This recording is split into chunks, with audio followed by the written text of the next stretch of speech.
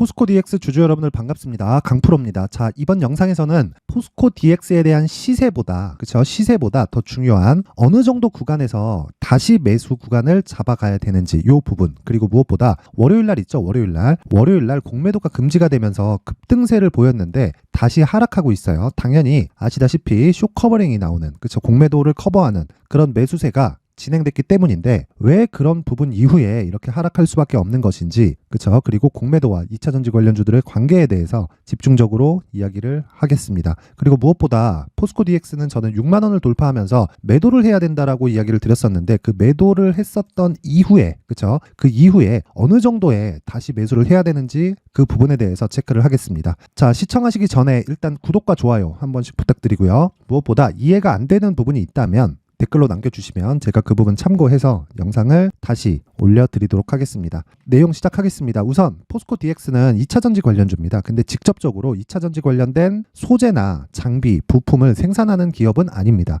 자, 포스코 DX는 이름에서 볼 수 있다시피 포스코 그룹의 2차전지 관련 사업부의 핵심 파트너예요. 그럴 수밖에 없는 게 자회사기 때문에 그렇습니다. 그리고 퓨처엠 있죠. 포스코 퓨처엠의 양극재 생산 공장의 인프라를 구축하는 전반적인 내용을 맡고 있습니다. 그거 이상의 다른 사업은 이제는 거의 없다고 보시면 됩니다. 물론 여러 가지 일들을 하고는 있지만 그 관련된 대부분의 일들이 포스코 그룹과 관련된 일입니다. 그러면 한 가지 내용이 붙겠죠. 이익의 질이 그렇게 좋지 않을 수 있겠구나. 왜 그러냐면 포스코 그룹에서 나오는 일만 할 수밖에 없는 구조를 갖추고 있다는 거예요. 그러면 성장성이 앞단 기업에 있을까요? 아니면 뒷단 기업에 있을까요? 당연히 앞단 기업에 있겠죠.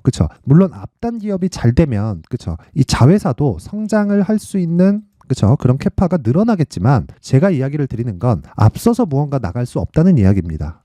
그런데 2차전지라는 건 사업 자체가 계속해서 커질 수 있는 구조를 갖추고 있고요. 무엇보다 앞으로 한 10년 정도의 기간, 짧게 잡아도 2030년까지는 2차전지를 포함한 전기차에 대한 보급률이 계속 늘어날 수밖에 없는 구조를 갖추고 있기 때문에 지금 우리가 포스코 DX의 주가를 보면서 단기간에 많이 올라온 것은 맞잖아요. 올라오다 보니까 이 구간에서 약간 조금 너무 비싸다 그런 의견이 갈리는 것은 맞지만 결과적으로 이거보다 더 올라갈 겁니다. 그런데 단기적으로는 비싼 감이 없지 않아 있다. 하지만 지금 기간 조정을 지낸 이후에는요, 추가적으로 상승이 나오면서 고가를 돌파할 수 있는 그런 상황이 나올 수밖에 없습니다. 왜? 2차전지 앞단 사업을 맡고 있는 포스코 홀딩스와 그리고 퓨처엠이 앞으로 치고 나갔을 경우에는 DX에 대한 생산 공장도 늘어날 수밖에 없기 때문이고요. 그만큼 일이 늘어나고 있습니다. 자, 그런 내용을 어디서 볼 수 있느냐? 실적에서 볼 수 있는데, 자, 분기당 실적을 보더라도요, 이익 구조 자체가 늘어나고 있다는 걸 볼 수 있죠. 그리고 무엇보다 22년도의 실적 대비해서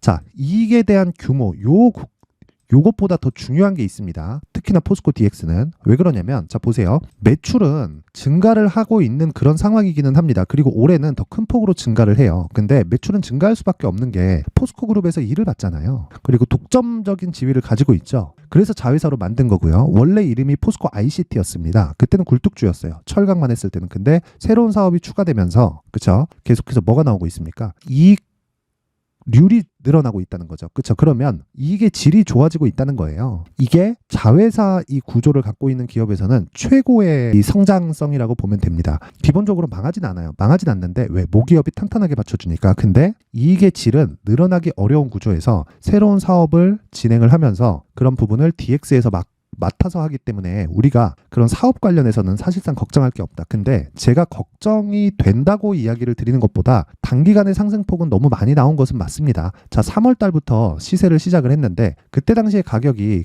대략 한 6,000원, 7,000원 정도의 가격이었는데 고가가 6만 원대입니다. 그러면 한 10배 올랐죠. 10배 올랐고 상대적으로 조정의 폭이 더뎠어요. 왜 조정의 폭이 더디게 진행되었냐? 이렇게 보면요. 20년과 21년도에도 상승의 폭이 크게 나오지 않았기 때문입니다. 에코프로는 20년과 21년에도 15배가 올랐죠. 물론 하는 일은 다르고요.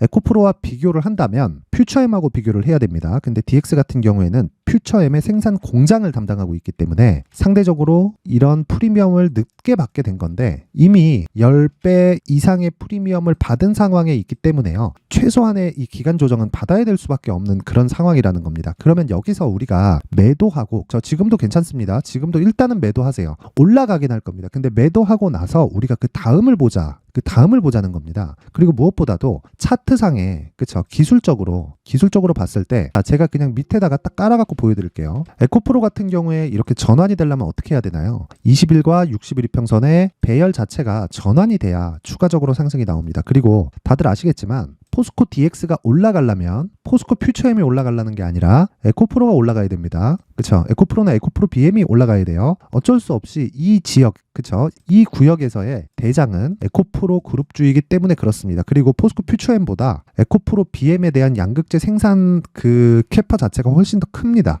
그러면 에코프로가 이끌고 가는 게 맞기는 맞아요. 그런데 제가 이야기를 드리는 건 포스코 DX 같은 경우에는 그쵸? 조정의 폭이 적어요. 조정의 폭이 적기 때문에 지금은 매도 구간으로 잡되 그쵸?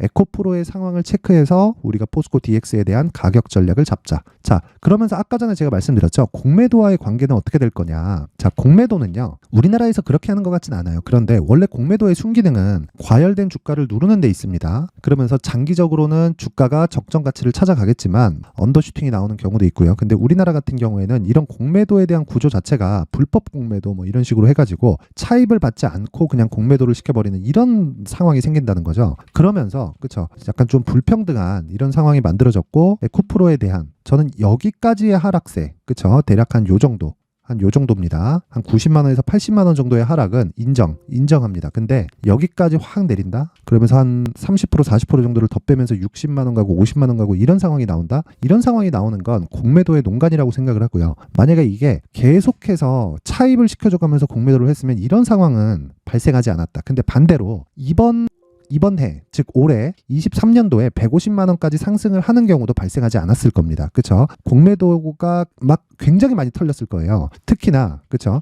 6월과 7월 요 구간에서는 그나마 버텼을지 모르겠지만 뭐 3월, 4월 여기서는 공매도의 무덤이었을 겁니다. 근데 얘네들이 계속 붙기 시작하니까 어떤 식이 나오나요? 추가적으로 하락할 수 있는 폭이 나온 거죠. 그렇죠? 그래서 이 포스코 DX 같은 경우에도 공매도와의 관계를 보면요. 60일 이평선을 그나마 좀 적긴 해요. 60일 이평선을 이탈하는 정도까지는 공매도의 관여가 있었다. 그렇죠? 근데 그런 내용을요. 우리가 어디서 볼 수 있냐면요. 여기서 볼 수 있습니다. 계속된 공매도가 진행이 됐죠. 15, 12, 17, 18, 11, 11, 15. 그쵸? 계속해서 공매도가 진행이 됐고 마찬가지입니다. 뭐 9월, 10월 달 11, 16, 15. 그쵸? 매매 비중이 계속해서 진행이 되고 있었던 그런 상황이고 거래대금도 많기 때문에 이 공매도에 대한 거래 비중은 계속해서 막대한 규모가 진행이 되고 있었다. 하루에 막 수백억씩 공매도가 체결이 되고 그런 상황이 진행이 되고 있었는데 이제 더 이상 그런 상황은 없다. 그래서 완만한 하락세가 나오면서 기간 조정을 조금 더 길게 받게 되는 그런 상황이 나올 수 있습니다. 이런 구간에서 효율을 높여가는 것만이 포스코 DX에서 우리가 수익을 볼 수 있는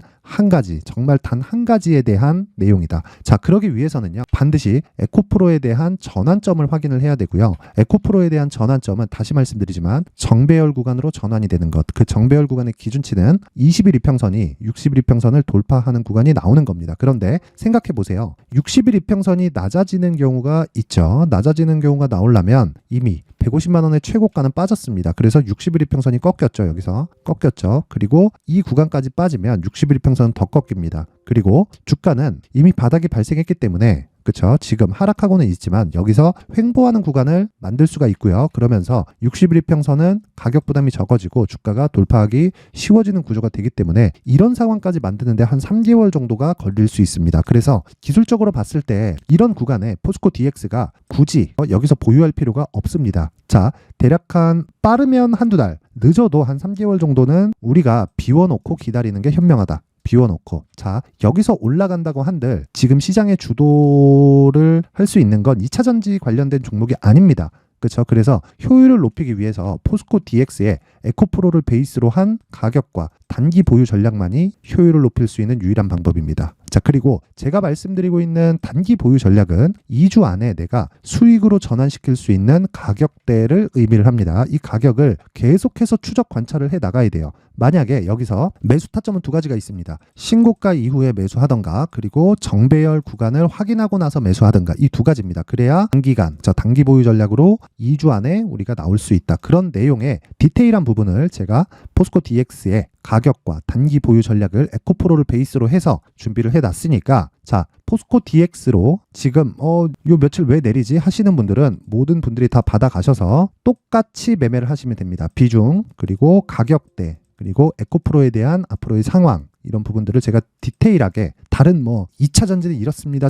그런 내용 필요 없죠. 이제 가격 전략만 있으면 된다. 그게 진짜 돈이 되는 겁니다. 그 내용을 다 받아 가셔가지고 포스코 DX로 성공 투자하셨으면 좋겠다. 자, 받아가는 방법은요. 돈 안 받아요. 돈 안 받고 영상 상단에 있는 전화번호로 숫자 3이라고 문자를 보내주시는 분들에 한해서만 제가 포스코 DX의 가격과 단기 보유 전략을 공유해 드리도록 할 테니까 시청해 주시는 모든 분들이 상단의 번호 확인해서 숫자 3이라고 문자 보내시면 됩니다. 자, 그리고 이런 과정에서는 시간이 걸립니다. 그리고 가격, 그리고 단기 보유 전략을 만드는 핵심 내용 있죠. 그 핵심 내용은요. 앞서 말씀드렸지만 가격으로 인한, 즉 신고가 이후에 발생하는 시세입니다. 자, 그 신고가 이후에 발생하는 시세를 내가 알고 확인을 해야만 내가 효율 높은 매매를 할 수 있고 결과적으로 주식시장에서 가장 중요한 심리를 안정시킬 수 있습니다. 그래서 강프로의 무료 소통방에서는 계속해서 심리를 안정시킬 수 있는 단기 매매를 진행을 하고요. 무엇보다 신고가에 대한 이해를 돕기 위한 매매를 함께 진행하고 있다.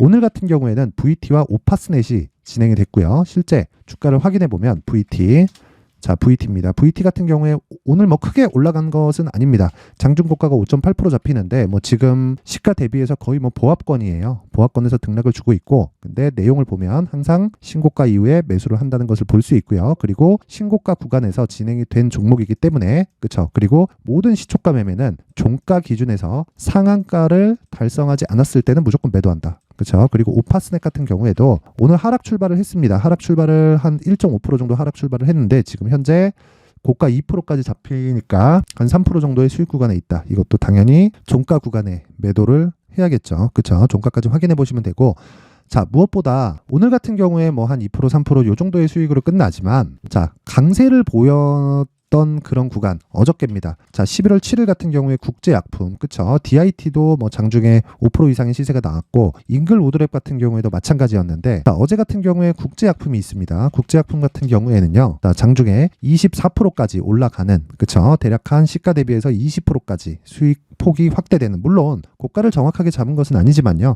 우리가 생각해야 되는 것보다 신고가 이후에 공략을 했을 때 이런 수익이 발생한다, 이런 부분이 계속해서 반복적으로 나와야 내가 주식 투자를 하면서 가장 중요한 심리를 안정시킬 수 있습니다. 이 내용 절대 잊지 마시고요. 무엇보다 중요한 내용 있죠? 내가 심리가 안정이 안 된다 그러면 강프로의 무료 소통방으로 들어와서 단기 매매를 병행하고, 그리고 심리를 안정시켜 가면서 뭐보다 중요한 신고가에 대한 이해를 하시기 바라겠습니다. 자, 입장 방법은요. 상단의 번호 확인해서 참여라고 문자를 보내주시는 분들에 한해서만 제가 강프로의 무료 소통방 입장 링크를 공유해 드리도록 할 테니까 오셔서 포스코 DX에 대한 가격 전략 함께 듣고요. 그리고 지금 매도를 해야 되는 상황이 왜 나오는지 제가 이 밑에 보면 시장 관련해서도 계속해서 이야기를 드리고 있습니다. 코스피 코스닥 보합권, 월요일은 급등, 에코프로 쇼커버링, 공매도 커버 물량이 들어온 거고, 그리고 지금은 반도체, 조선, 바이오에 집중하겠다. 이 내용이 있죠. 그리고 여기서 하나 더 하자면, 그쵸, 단기적으로 계속해서 공략을 해야 되는 반도체 소형주, 그리고 화장품 쪽은 지속적으로 강세를 보일 수 있지만, 화장품 쪽은 한 가지 아셔야 될 게 판매를 어디 지역에 주력으로 잡고 있는지가 가장 중요합니다. 그 부분 잊지 마시고요. 무엇보다 중요한 내용입니다. 자, 내가 가격대에 대해서 원리를 알고 싶다 하면 숫자 3이라고 문자 보내면 되고요. 그리고 심리를 안정시키면서 단기 매매를 병행하고 싶다 하시면 참여라고 문자 보내시면 됩니다. 자, 모든 분들이 포스코 DX로 스트레스 받지 마시고요. 지금은 매도해야 될 때인 것은 맞지만 매도하고 나서 매수 구간이 다시 나옵니다. 분명히 나와요.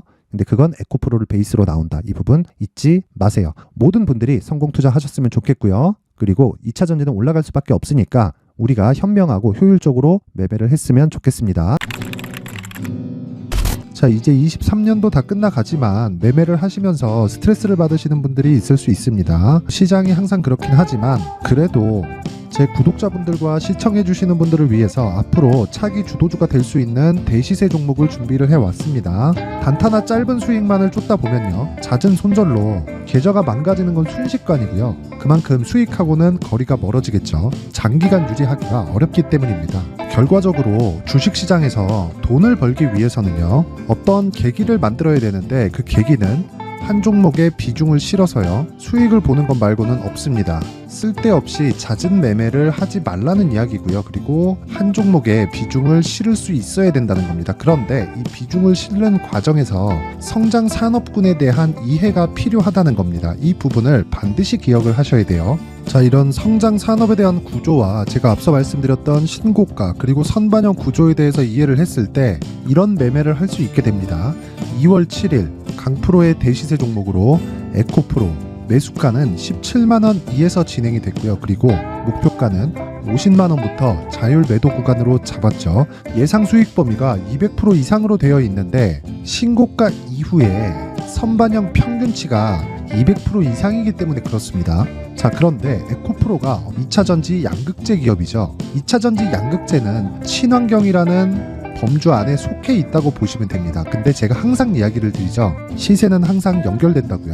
앞으로 나올 대시세 종목도 이런 친환경이라는 성장 산업군에 포함되어 있어야 됩니다. 자, 이런 성장 산업군에 포함되어 있는 걸 확인한다면 이 내용처럼 세 가지의 공통점을 가지고 있습니다. 1년에 많은 종목이 발생하지 않고요. 그리고 세력들의 장기간 매집 구간이 확인돼야 되고, 그리고 상승하기 시작하면 평균적으로 3개월 정도의 상승 구간을 보이기는 하지만 제가 2개월이라고 작성을 해온 건 한 가지 내용 때문입니다. 한 달은 확인하는 과정이 필요하기 때문입니다. 이게 무슨 얘기냐면 성장 산업에 대한 부분 그리고 이런 공통점, 여기다가 기술적인 내용을 다 포함을 시키더라도 절대적으로 가격이 우선적으로 반영이 되는 것이기 때문입니다. 에코프로도 마찬가지예요. 장기간 하락하면서 최악의 국면을 거쳐왔고요. 이 구간에서 먼저 하락을 했다는 건 앞서 말씀드렸던 내용처럼 고가에 대한 부분이 아니라 저가, 즉 나쁜 부분을 반영한 이후에 신고가를 발생을 시켰다는 건 앞으로 좋을 부분을 반영이 되고 있다는 거죠. 그런데